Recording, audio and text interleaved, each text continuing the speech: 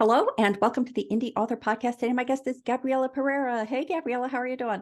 Hi, it's so great to be here. It is lovely to have you here.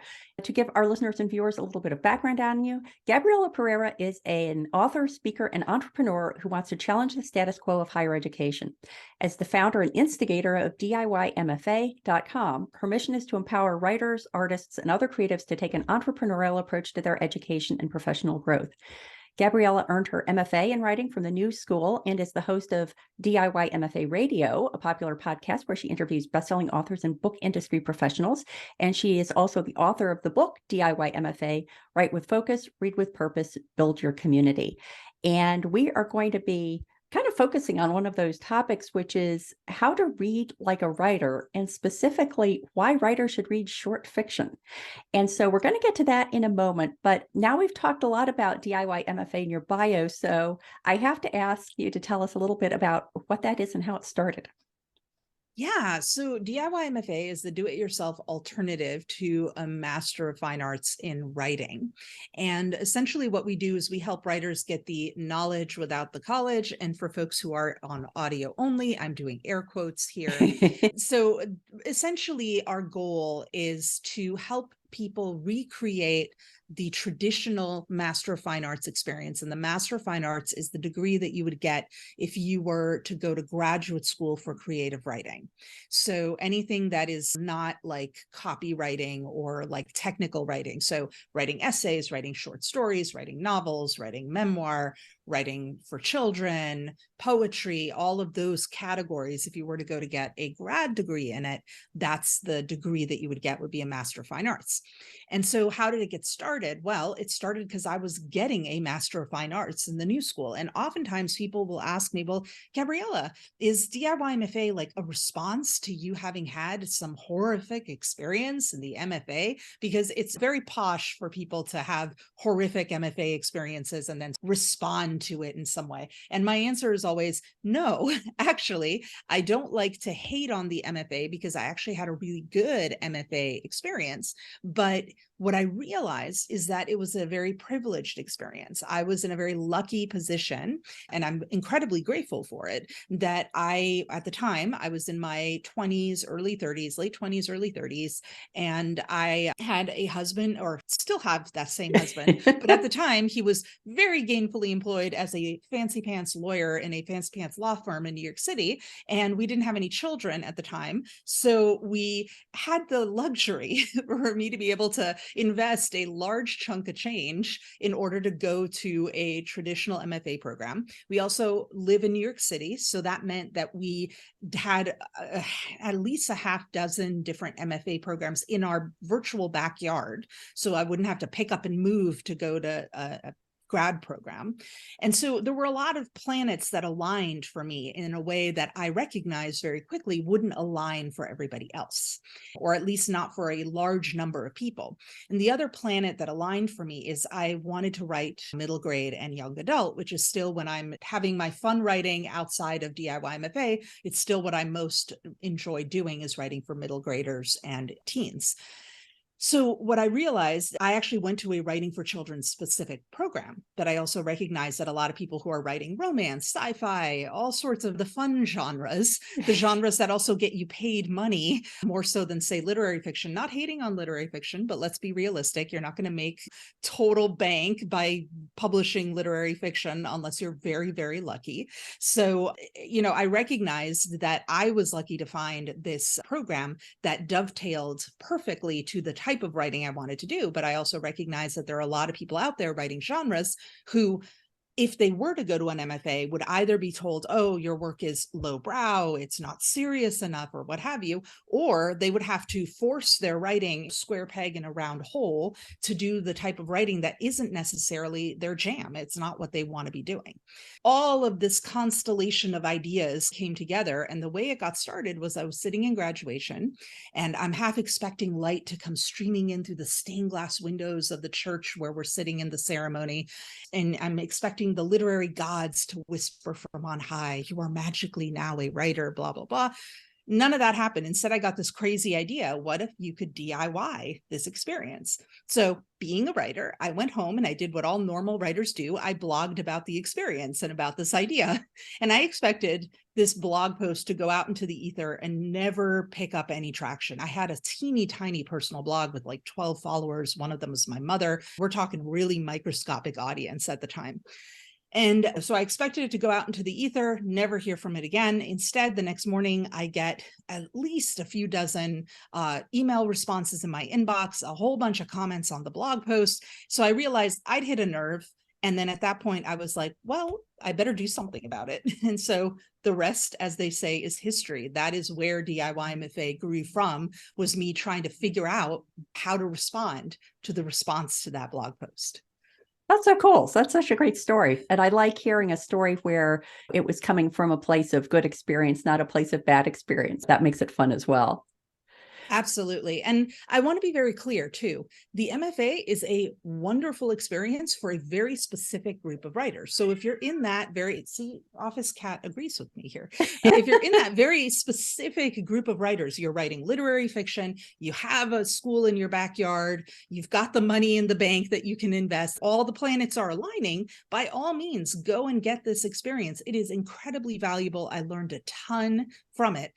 It's also, I think, unrealistic to expect that that little pocket of writers is a one size fits all. And I think that's the major fundamental problem with a lot of these MFA programs, is that they treat it like a one size fits all, when really it's a one size fits some, but there's a whole other group of people that it just doesn't fit. Yeah. Very cool. Well, we're going to be taking off on one of the sort of foundational principles of DIY MFA, which is read with purpose. And we already talked about the importance of reading like a writer. And we specifically want to talk about why writers should read short fiction. And I got interested in this when I saw an article from way back in October of 2011. And here we are recording in November of 2022. So some time has gone by, but why writers should read short form literature. And I'm going to include a link to that in the show notes, of course. And we wanted to talk through some of the points that you brought up, not only what you were thinking a decade ago, but how those things might have changed over time. And the first item that you listed as one of the reasons that writers should read short fiction, and that is that you can see the full story develop with a beginning, a middle, and an end. So talk a little bit about what short fiction people should be reading and how they would use that condensed presentation of story.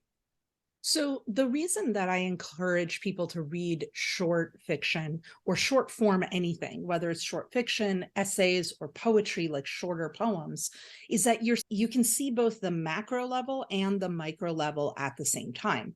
And it's very hard to do that if you're looking at book length work. If you're looking at a novel, your brain is only going to be able to hold on to a certain chunk of information. And then after that chunk has passed and you've read the next section, you're going to start letting go of some of the details. You'll still remember the big picture things, the macro level things like character development and the world building and stuff like that. But you're not going to have that same in-depth understanding of the in the trenches micro pieces of the craft, like sentence structure or word choice or things like that. And so when you're reading short form, you're able to actually zoom out and zoom in the same whole story and see both the macro and the micro. And what that allows you to do is it allows you to see the two things in tandem. So you can actually see how the author is doing things at the micro level that then will affect the macro level. Like, how is the word choice throughout the entire story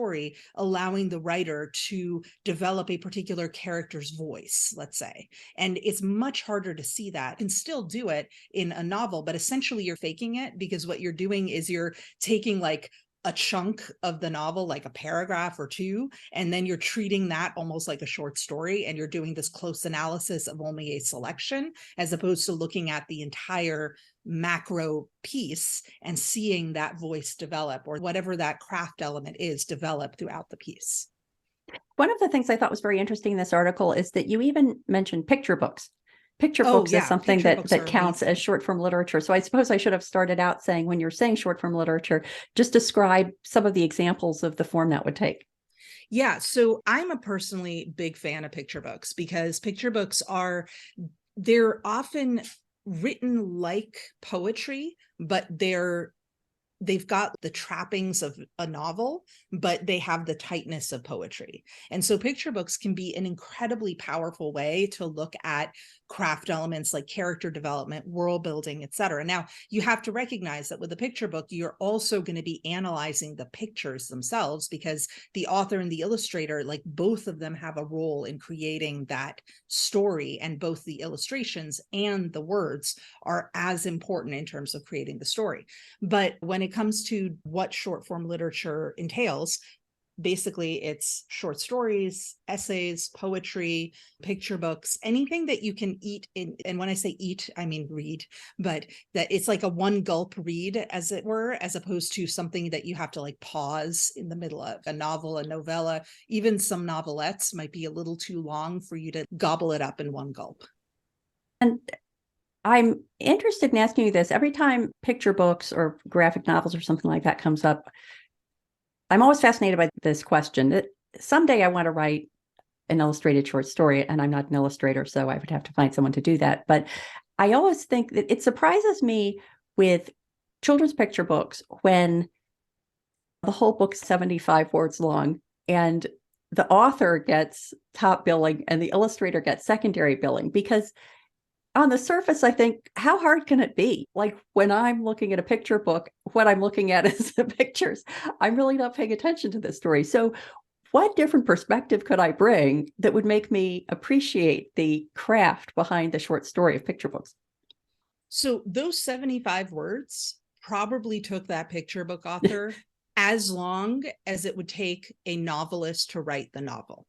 It's just that they are having to pick the exact right 75 words in the exact right order, in the exact right pacing. I mean, think about it. Like, there's a reason that on page 12, there's only one word. And then on page 13 and 14, you've got a whole sentence. The author isn't going to decide what goes on what page, but the way they write it. And this is where I talk what I mean by it's almost like poetry. If that one word is its own stanza in the poem that is the picture book, that is going to indicate to the illustrator, this is an important word that needs to be by itself on a certain page. And so you need to think about like how that author has had to invest in each and every word in a way that you, as a novelist, I mean, I've been guilty of novel stuffing. Like, I'm not really sure what to do at the end of chapter 8, so I just throw in 2 pages of description of the really cool castle that just needs to be described. And I know deep down in my heart of hearts that it's probably going to get cut when I get to my revisions and whatnot. But still, you're trying to get that word count in, you throw in this big puffy description. Picture book writers do not get that luxury. They have to really pick and choose and be ruthless with their editing. Yeah, it's funny. I am terrified of writing picture books. I hold that up as like the holy grail. The day that I write a picture book, if there is ever a picture book out there with Gabriela Pereira written on the cover, you will then know Gabriela has arrived. She has checked the big item off of her bucket list, because that to me is like the hardest thing to write. Yeah. Yeah, I should go back to the picture books that I picked up for like nieces and nephews because I love the pictures. Actually, I've learned to read the story too before I give them to the kids, because every once in a while I'll think, oh, those are beautiful pictures. And then I'll read the story and I'd be like, whoa, that's probably not one that their parents are going to appreciate. There's some picture books, like just to name a few, the pigeon books, but particularly the first one, Don't Let the Pigeon Drive the Bus, is probably one of the best studies on character development. And it's one character just talking at the reader the entire time. I mean, it's kind of brilliant. Like the amount of emotional development that we have in this story. And in fairness, this is an author illustrator. So the author had control over how the pictures played out, but it's still, I think, a testament to really tight writing and creating a character arc. What struck you about the pigeon book that made it memorable in that way in terms of character development? So, okay, I have taught entire seminars on just that one picture book. So here's an example. The pigeon goes, my uncle so-and-so drives the bus, Harvey or whatever, he drives the bus every day. And then you flip the page. True story. That page flip is like perfect example of like, you get the vibe of the sass and the attitude in that pigeon just from that page flip. And then there's a part where instead of having a picture per page, you have this like 8 panel. So like you have a full page spread with each page is cut into 4 quarters. And it's almost like they're building in intensity. So it's like, please let me drive the bus. I'll be your best friend. Please, please. My mom would let me, blah, blah, blah. And like each one is like, you know, if you've ever had a kid who's been begging you to let you do something that they are not supposed to do, like you've been through that entire 8-block spread of argument with your child. And then of course you flip the page and then it's like, let me drive the bus. And the, you know, the pigeon like literally has a full-on meltdown across the 2 pages. It is just brilliant. Like the emotional pacing of how the story moves and punctuates each of the emotional beats in the story with the illustration and the words together. It's brilliant. Another one that is absolutely gorgeous, also a author illustrator, is called Little Elliot Big City. And this one's very subtle. So like the pigeon book is brilliant. It does not have subtlety at all. Like it is very in your face. The Little Elliot books are incredibly heartfelt and really subtle. It's about a little elephant who's going through life like a toddler goes through life, like not being able to do things for himself. And it's just so sweet, the pictures and the way like you can see that this elephant is trying so hard. And then there's this moment where he meets a mouse who's like having it even harder time than he is. I kid you not, I cry every single time I get to that page because it just builds the emotional like tighten, you know, like it's just that whole, like all the feels, they build up as you get to that page. And then you get there and it's like, oh, and my children are like, why are you crying, mommy? It's a happy story. And I'm like, but it's so beautiful. It would be very interesting. There was an experiment on the Story Grid podcast where they were taking masterworks, and then one of the authors, I think it was Anne Holly, who was an earlier guest on the podcast, and she was recreating, I think it was Brokeback Mountain. So she was assessing the beats of Brokeback Mountain, and then she was creating a separate work that sort of mimicked those as a learning experience. And it would be super interesting to do the same thing with the Penguin book or the Eliot book and say, you know, I see that the Eliot story is building to this moment of connection with another being. Oh, maybe what I'm missing in my book is that moment of connection that brings you to tears. Right, right. And it's amazing too, because like I said before, that you're reading both the words and the pictures. So let's take a classic that we all know and hopefully all know and love, the Where the Wild Things Are. You know, that center part, the part that's like the middle, I mean, it's where the wild rumpus happens. Notice how there are no words on those pages. It's silent. And yet it is the loudest silence you have ever had with a picture book, because you're building and building, and then suddenly it's just crazy stuff with the wild things, and then more crazy stuff and more, and like you keep turning pages and it's like more wild rumpus for like at least 3 spreads, I think, if not more. And so it's such a great example of how you need to use both the, like the illustration creates the sound in our head, even though there is no sound being conveyed through the verbal sort of imparting of the story. So to me, that's just like, because if you've ever watched it be read aloud to kids, the teachers or the librarians will often go like, and it's very quiet. And it's weird. It feels so strange. And yet we're experiencing the same strangeness that Max is supposed to be experiencing in the Wild Things world. It's flippin' brilliant. Anyway. Yeah. Do you think for novelists, is there an equivalent? What would the equivalent be? Because the obvious literal equivalent would be you have several pages of description, which I don't think would have quite the same impact as the several pages of drawings. Yeah. Like, what transferable lesson is there in those pages of just pictures?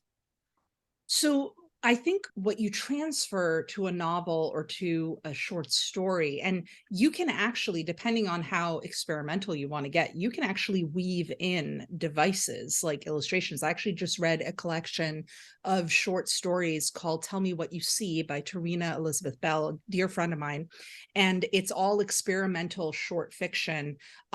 She wrote it during COVID. So she pulls tweets and screenshots of the news and like all the chaos that's happening. And she and I are both based in New York City. So one of the stories is very grounded in that COVID experience.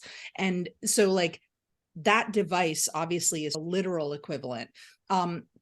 If you, however, are only using your words, the things that you have to deal with or the tools you have at your disposal is the pacing and the cadence. So where you decide to flip the chapter. For instance, if you want to create that sense of silence, changing the chapter and also changing the point of view can kind of reset the story in the reader's head in a way that then just sort of creates that same vacuum feeling for at least a brief moment, right? Like think about it, for instance, the difference between reading a book where a chapter ends on a cliffhanger usually, but then you turn the page and it's literally just the next line that would have come had it been like it's a continuation of the same scene. Yep. And the chapter is more like a way of creating that cliffhanger versus the difference between going to the end of the chapter and then you're suddenly in a different character's point of view in a totally different location, in a totally different situation. And that creates sort of a sense of disconnection. So these are all tools that we as authors have that we can use to try to emulate a similar thing. It's never going to be the same as using visual imagery because we're using verbal imagery, but these are all parts of our writer's toolbox that we can use. The thing that makes me think of is that I was just proof listening to an audiobook that my audiobook narrator is performing. And there were a couple of places where there would be a scene break in the middle of a chapter. And I mainly did that and not have it be a separate chapter because what came after the scene break was quite short. And so I would have had a chapter that would have been a couple of hundred words and it just felt awkward. But I'm realizing that one of the things I should do, I'm developing this list of things that I want to convert from the textual version to the audio version. For example, my audiobook narrator is very good at doing voices. So especially if there are only two people talking, it's always super clear who it is based on the voices she does. And she says the he said, she said, which are necessary on the page. But I'm thinking that for my next book, I'm just going to tell her if it's a whole thread of conversation like that, don't bother because it's very clear.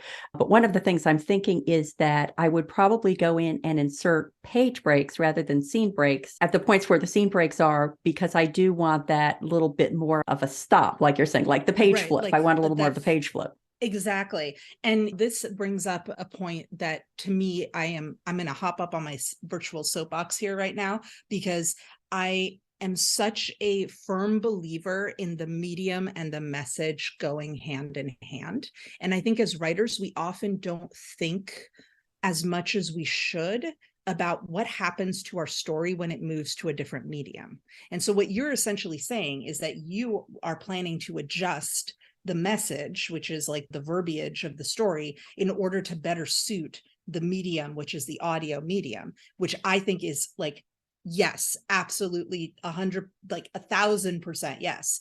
I am a firm believer that whenever we move from one medium to another, the story should somehow be elevated by the newer medium. So what you're talking about would elevate it to that newer medium. The example I often give is the movie of The Wizard of Oz, which is very different from the book. We're not just talking about ruby slippers versus silver shoes. There's a whole lot of differences. But one of the things that elevates that film that you could never capture on the page is the fact that it goes from black and white to color. And if you think about it, I wish I could be a fly on the wall when that movie first came out, because it was one of the very first, I think that and Gone with the Wind both came out around the same time. And they were the first color films. Imagine being in that audience and you're sitting there. And I remember watching The Wizard of Oz when I was a kid, and the first like 20 minutes of the movie, I'm like, what the heck? It's still in black and white. What kind of an old timer movie is this? And I was really grumpy 6-year-old because I did it to be all ruby slippers and Emerald City. And then, of course, when they opened that door, I remember that feeling of, you can't get that on the pages of a book. You can only do that with a film. And so, like, do that. When you have a story that you're moving to a different medium, it shouldn't just be a literal translation word for word from one medium to the other. It needs to take that to a whole other level. So I think what you're describing, I think does some of that. And I would give you free rein. Go for it. Make it so that people who experience the audio are like, oh yeah, like the audio is so much better than the book. Wait, the book is so much better than they're both so good. That's the effect that you want to have. Yeah, it's going to be interesting once, and I'm sure technology will make this more and more possible, of including those things that are now an expensive dramatization of the book, not just a reading of it where you have the sound effects and everything. And then you can start inserting some of those things that are harder to do with just words. Yeah. Using sounds and things like that.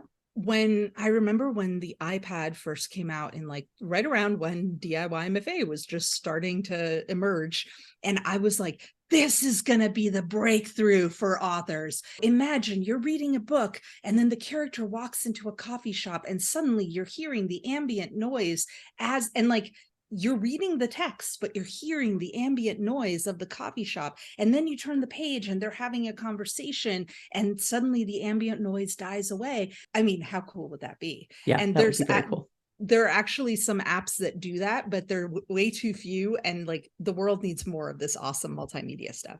Yeah. Okay, I'm off my soapbox now because we've gone like way off the rails in terms of our topic. Well, you had mentioned poetry a couple of times. So we've talked a little bit about some of the learnings that people can bring from picture books. And is there a different set of learnings that people can get if they read poetry? Absolutely. I mean, poetry and picture books go hand in hand in the sense that the words are absolutely vital and precious. But with poetry in particular, you're going to have, because you don't have the benefit of the pictures to add the additional sort of peripheral details that you might not capture with the words. With poetry, all you get are the words. But you don't just have words. You have the words, you have the order that the words are in, and you have the words that fall at the beginnings and the ends of lines, the way the lines are broken up. And you've also got other devices. You've got things like alliteration and like assonance and consonants. You've got metaphor and simile. You also have things like the rhythm. Is it dactylic, like bum ba da bum, or is it iambic, bum ba bum ba bum? And so like the rhythm is going to create, like the iambic has more of like a lilt that we're used to in conversation, whereas like dactylic, the bum ba da bum, this almost sounds like galloping. It picks up the rhythm, right? It picks up the speed and moves the line forward. It creates a sense of urgency. And so all of these things are things that you can play with. And of course, you've got the rhyme. So if there is a rhyme in the poetry, the poet has selected the words and the rhyming scheme and whatnot for a specific reason. There's a purpose behind it. And so you need to also look at that and think about, like, why is this thing a sonnet? Why is it not a haiku? You need to ask yourself all these questions. So there are a lot of tools, a lot of learnings that can come from poetry, in particular by really delving in and trying to understand. So the thing that I always ask myself whenever I'm reading anything is, how does the what affect the why? So how is like the technique. What is the author doing? Like, how are they doing what they're doing? So how does the what, which is like the literal technique on the page that you are seeing right now, affect the why? The why is the bigger message, the bigger sort of through line of the story, the bigger theme. So you could look at a Shakespearean sonnet and say, how does Shakespeare's word choice in sonnet number 90 affect the sort of obnoxious teenager attitude of his speaker in this poem? So how does the what affect the why?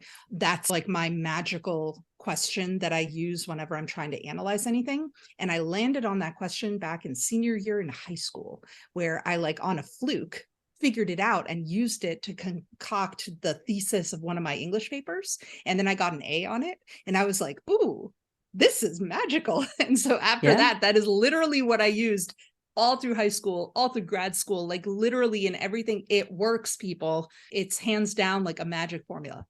And can you say it one more time, what the phrase is? How does the what affect the why? Very cool. I'm also thinking that one thing I would like to do, because I'm definitely ordering the Pigeon book and the Elliott book, is extract the text. Because the way you're talking about the commonalities between poetry and the text and picture books is interesting to me. And I think that I get distracted by the pictures and picture books, so I'm not paying attention to the text. And I think when I get them, I'm just going to type out just the text and then read it separately, like its own little story, without the distraction of the pictures, and see what that experience is like. So when I do that, what I would do is make sure that you do line breaks so that it mirrors the line breaks on the page of the picture book, and also do spaces so that it mirrors what's on what page, so that you can easily see what are the page turns. Yeah. And I find a way of notating when it's a full page spread versus when it's pages versus 2 pages. Because what's interesting with the Pigeon book, you've got that one page that I described that has all those panels. You could read them all in any order. And it's kind of this big jumbled mess. Like you could almost imagine that pigeon sort of spouting everything like really, really, really fast. And it's interesting because every time I get there, I'm like, should I read across all the way, or should I read one page and the other page? Like you could do it any way. And so it's interesting, like, to think about the author when they made that choice, when Mo Willems made the choice to have it laid out in that way. Clearly there's a purpose behind it. It creates this sort of emotional momentum on that page. I'm realizing what that example reminds me of, the Where the Wild Things Are, where there's the wild rumpus for several pages with no text. Is I recently read the graphic novel My Friend Dahmer, and I realized there's the same kind of thing. There's a part where he's just depicting Dahmer by himself walking through the woods and finding an animal corpse and etc. I won't get into it more than that, but it's exactly the same thing. It's rather than building to a rumpusy kind of kind of event, it's very tension building to be turning the page and go, okay, what am I going to see on the next page? What am I going to see on the next page? And that's, I think, something that's maybe easier to imagine for an adult novel, how one could translate from that graphic novel into an adult novel. Yeah. And graphic novels do this so well. I'm a huge graphic novel fan. I recently read, well, not recently, it's been a while, but it's a heart-wrenching, beautiful graphic novel called Illegal by Owen Colfer. And he's got a co-author and then the illustrator who does the graphic novel. But it's basically these kids who are trying to get from Africa to Southern Europe, and they're trying to cross the Mediterranean. And as we get to certain parts of the graphic novel, when we're in Africa and there's this wide expanse of desert, and so you have these big horizontal panels that gives you the sense of just like it's desert on all sides and you're just in the middle of it. And then when they're in the ocean, you get that same kind of thing where like you've just got ocean in all directions. But then there's a part where they're in this little tiny boat, like a rowboat kind of thing. And then this large ship comes, and all of a sudden it's these very vertical panels. And you get this feeling of this tiny boat looking up at the people who are leaning over the rails and the top of the ship. So you have this, like the shape of the page creates the emotional trajectory and underscores the emotion of what's happening in each of those parts. And with graphic novels, because you've got the panels that can go in any direction you want, a lot of that can create that emotional heft. And what's really cool with graphic novels is that the author has more control over it. So unlike a picture book where the author basically doesn't have a whole lot of control over what the illustrator is going to do, because the illustrator just, usually they don't even talk to each other in a lot of these things. So unless you're the author illustrator, you don't have any control. But with a graphic novel, I remember doing an all-day graphic novel workshop some years ago at the Writer's Digest conference, which is where you and I most recently hung out. Yeah. But so a few years back, they did a graphic novel workshop, and they were explaining to us how the author has a lot more say over what the panels might look like. So while the illustrator also will be collaborating in that, the author can say something like, this should be a 2-page spread. This should be horizontal versus vertical. This is the effect I want it to have. For people who are listening to this and thinking, ooh, I want to try using pictures and words together, graphic novel gives the writer a lot more control over it than I think picture books, just because picture books, the writer really just has the words to work with. Well, the example of how the different panels are used in the legal book reminds me, I'm thinking again of My Friend Dahmer, and many of those panels are very crowded and claustrophobic feeling. And I can see an analogy in my own books, because in the Ann Kenner suspense novels, it's about a woman who can sense spirits. And among other things, she's dealing with the fact that many people think she's either a fraud or crazy. And so as a result, she's drawn into this tight circle of people that she feels safe with. And my tendency when I'm having to bring in other characters is that if I can find a way to use one character to serve two purposes rather than creating two characters, I do that, because anything I can do to keep the circle of people involved in each story small, I think emphasizes that it's the tight circle and there's a certain amount of claustrophobic sense that I want to introduce. And so it's like making the panel of the story smaller to create that environment. 100%. And I'll add to that too, something that we can learn from graphic novels and that translates to any type of writing is the idea of closure. So like we are so used to seeing graphic novels, and part of this is because our brains have been trained by watching movies and watching TV. We're used to the sharp cuts from one scene to another. And so we don't pause to question how you got from a scene that's a close-up of somebody's eye to a scene that's like the thing they're looking at far away, right? We just, in our brains, connect the dots. That close-up of the eye is showing us, oh, it's a person who's looking at a thing. Oh, there's the thing that they're looking at. But what we also don't pause to question is the fact that we see a picture of the eye. Literally on the page, all we have is a picture of the person's eye, but our brain fills in the fact that there is a head and a body that goes with that eye. It is not just a disembodied eye, like the eye of Sauron or something, who's looking at the world, sort of like spotlight looking at the world. Like it's a person, and that eye belongs to someone. The same thing is true with our writing, right? Like we have something that's like the little pocket that is the page, and it could be the scene with the characters, and it's this very tightly compressed scene.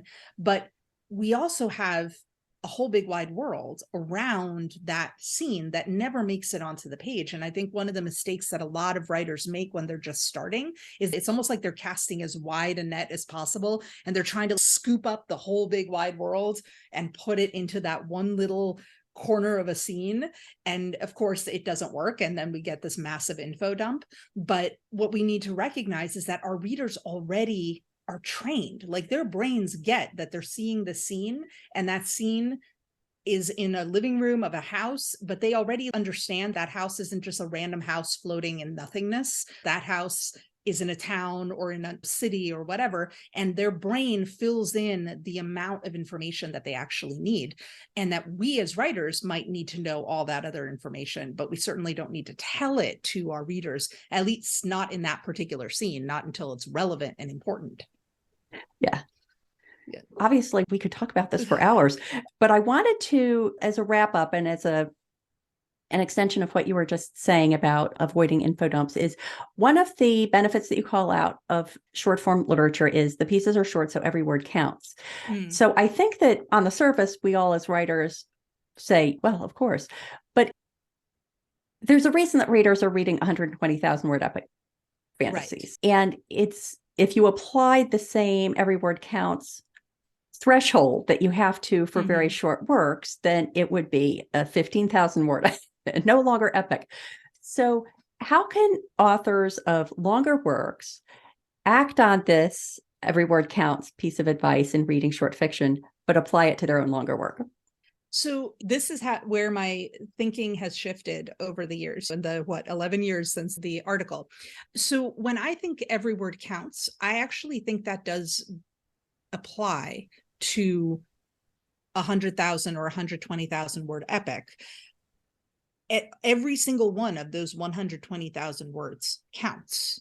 So what does that mean? How do you decide what words count? The thing that I tell my students when I have students in classes and in our membership community, et cetera, and what I talk about is the idea of going from instinct to intention. So if you're listening to this podcast, if you're a DIY MFA word nerd, if you've been following Matty for any length of time, you probably already have pretty good instincts as a writer. You know what you're doing in terms of like instinctively putting the words on the page, right? But what happens is we have these great instincts, we throw the words on the page, but then we don't pause to think about whether the words we put on the page in that first go around, is that really what we intend? Is that going from the instinct through happy accident land to like, yes, this is in fact what I intend. So what ends up happening for a lot of writers is that they throw words on the page and then they go, oh, that works. That's great. And then they throw more words on the page. Oh yeah, that works too. That's great. And what we need to do is to look at those happy accidents, look at those places where the words are like, oh, it works. It's great. And try to figure out, why does it work? And this goes back to that whole, how does the what reflect the why? You need to ask that of your own writing. You need to ask yourself, like, how does the actual words that I put on the page for this paragraph or this part of a chapter or whatever, this passage, how do those words affect the message, the theme of the story that I am trying to convey? And when I say theme, I use that term the way Stuart Horowitz uses it, which is that every story has one theme and only one theme. I liken it to the fortune cookie fortune version of your story. So if you had to take your story and sum it up into something that would go inside a fortune cookie, what would that saying be? So The Wizard of Oz is my classic example. The fortune cookie fortune is, there's no place like home. And that sums up, that is the theme of the entire movie, entire book, etc. A lot of times people confuse theme with thematic element. People will say, oh, family is a theme. Family is not a theme. It is a thematic element that is used to then illustrate the theme that might be there's no place like home, or be careful what you wish for, or whatever the saying might be that is encapsulated by your story. So anyway, going back to the 120,000 word epic, as you're going through and you're dumping those words on the page, dumping sounds terrible. You're placing those words on the page and we're vomiting them up, as other guests have described it. Or yes, or churning them out, or however you want to think of it, whatever the metaphor is that you want to use. Those words are getting on the page somehow, some way. And then you look at them and you ask yourself, okay, how does the actual verbiage, the techniques that I'm using, and look at it at a very micro level. Look at like the word choice, the cadences of one paragraph to another. Remember that the beginnings and ends of paragraphs, of sentences, is often where the focus is going to go. This is a psychological proven phenomenon. When you give people a list of items to remember, they remember the beginning and the end, they forget everything in the middle. It's been proven in studies again and again and again. So if your sentences, you want to make sure that you've got the important stuff at the beginnings and the ends. Same thing with paragraphs.